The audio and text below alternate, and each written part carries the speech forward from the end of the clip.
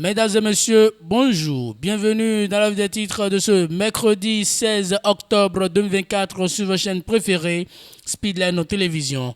Démarrons par le quotidien Le Télégramme pour lire à la une. Sécurité intérieure, le Bénin renforce sa surveillance aérienne avec des cavalons. Dans le cadre de sa stratégie de modernisation des moyens de surveillance et de sécurité aérienne, le gouvernement béninois a acquis 3 Togir Cavalon Sentinelle et 2 Kalidou Sentinelle qui sont entièrement dotés d'un ensemble exceptionnel de systèmes d'application de la loi et conçus pour l'intégration de caméras. Ces appareils conçus par Autogiro GmbH, le premier fabricant mondial d'autogires établi en Allemagne, sont équipés de moteurs Rotas 916 IS et d'un ensemble de systèmes spécialisés incluant une avionique avancée, un pilote automatique de haute performance et des caméras 4K dotées de vision infrarouge. Le premier lot a été déployé à Cotonou et ces appareils joueront un rôle actif dans la surveillance des frontières ainsi que des zones urbaines et rurales.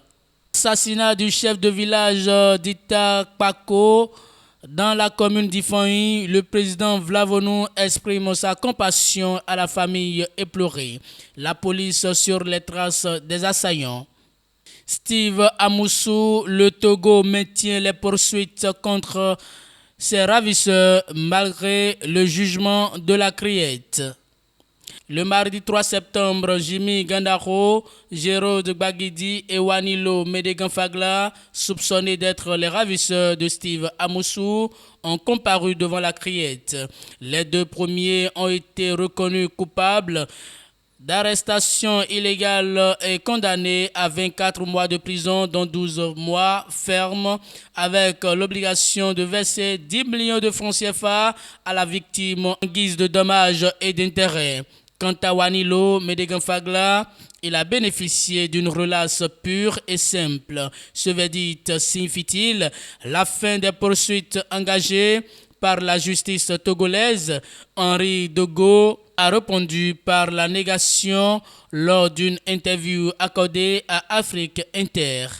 Le magistrat togolais a expliqué que seul le principe de ces judicata pourrait bloquer l'action publique initiée par les autorités judiciaires togolaises. Cependant, ce principe n'est pas applicable entre les juridictions pénales nationales de 2 États différents. Lorsque des faits sont commis sur le territoire d'un État A, l'autorité de la chose jugée par un autre État B ne s'applique pas à l'État A, a-t-il clarifié. Dogo a également précisé que la décision rendue par la Criette béninoise ne revêt pas l'autorité de la chose jugée au Togo. Par conséquent, il n'existe aucun obstacle juridique à la poursuite de l'action publique engagée par le procureur de Lomé qui suivra son cours.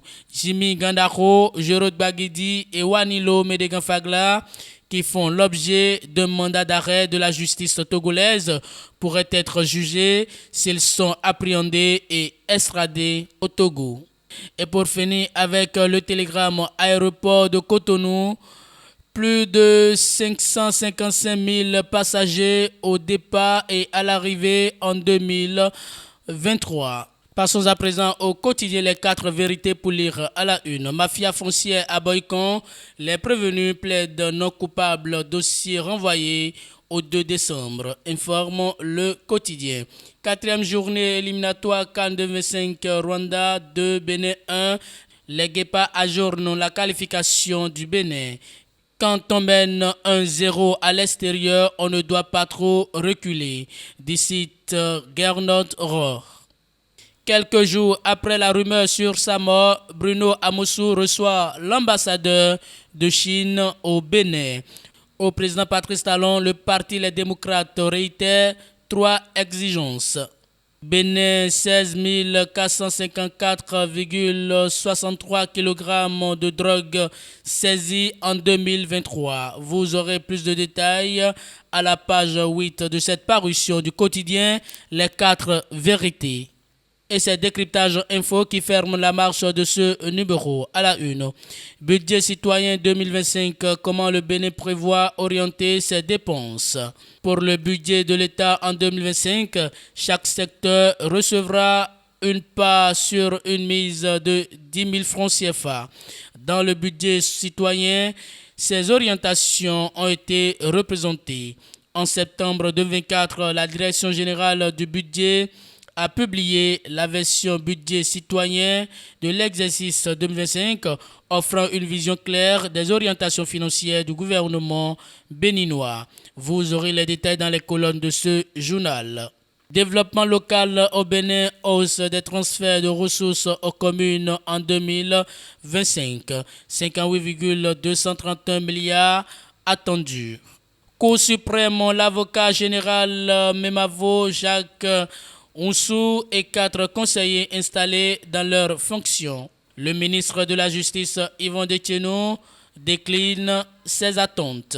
Mesdames et messieurs, et c'est tout pour la revue des titres de ce mercredi 16 octobre 2024 sur votre chaîne préférée, Speedline Télévision.